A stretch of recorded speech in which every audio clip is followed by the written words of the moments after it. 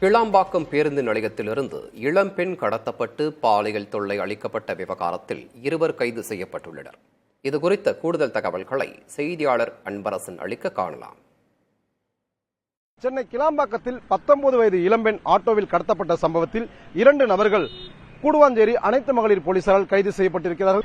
3ஆம் தேதி இரவு 11 மணி அளவில் சேலத்திலிருந்து வந்த இளம்பெண் சரியாக தற்போது நாம் பார்த்துக் கொண்டிருக்கக்கூடிய இந்த இடத்தில் தான் இறங்கியிருக்கிறார். இவர் இங்கிருந்து மாதாவரம் செல்வதற்காக கோயம்பேடு செல்ல வேண்டும் என கூறி பேருந்துக்காக காத்திருந்த போதுதான் ஆட்டோ ஓட்டுநர் முத்தமிழ்ச்செல்வன் அங்கிருந்து வந்து நான் கோயம்பேடில் இறக்கி விடுவதாகவும் கூறி அவர் அழைத்துச் சென்றிருக்கிறார். பெண் முடியாது என கூறவே மீண்டும் அவர் வலுக்கட்டாயமாக ஏற்றி ஆட்டோவில் ஏற்றி சென்றிருக்கிறார். செல்கிற வழியில் பெருங்களத்தூர் மேம்பாலம் அருகே மேலும் கூடுதலாக 2 வரவழைத்து அந்த இளம் பெண்ணுக்கு பாலியல் தொல்லை அளித்திருக்கிறார்கள். சரியாக ஆட்டோவில் இருந்து சுமார் 1 மணி நேரம் அந்த பெண்ணிற்கு பாலியல் தொல்லை அளித்து போலீசார் தம்மை பின்தொடர்வதை அறிந்த அந்த 3 நபர்களும் அங்கிருந்து அந்த பெண்ணை கோயம்பேடு பின்புறம் உள்ள மாதா கோவில் சர்ச் பகுதியில் இறக்கிவிட்டு அங்கிருந்து தப்பி சென்றிருக்கிறார்கள்.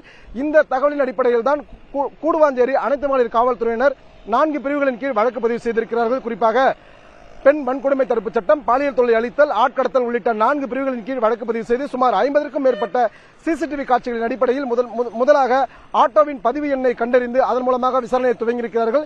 இந்த நிலையில்தான் அந்த இளம்பெண்ணை கடத்தி பாலியல் தொல்லை அளித்த வழக்கில் ஆட்டோ ஓட்டுநரான முத்தமிழ்ச்செல்வன் மற்றும் அவரது நண்பர் தயாளன் ஆகியோர் கைது செய்யப்பட்டிருக்கிறார்கள். கைது செய்யப்பட்ட நபர்களிடம் தற்போது தீவிர விசாரணையானது மேற்கொள்ளப்பட்டு வருகிறது.